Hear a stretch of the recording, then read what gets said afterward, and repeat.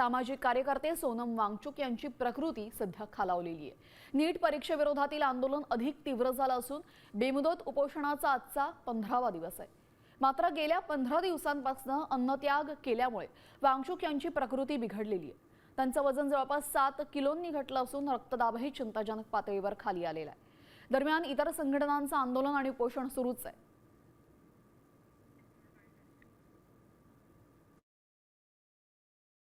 हे सरकार काय करतं? सोनम वांगचुक हा साधा माणूस नाहीये। आज आमच्या अग्रलेखातून आम्ही अण्णांना आवाहन केलंय, आपण पाहिलं असेल की दिल्लीला जा, सोनम वांगचुक हा 14-15 दिवस झाले कोसळून पडलेला आहे शरीराने, त्याचं डोकं मांडीवर घ्या आणि तुम्ही उपोषणाची घोषणा करा। तरुणांनी रस्त्यावर यावं।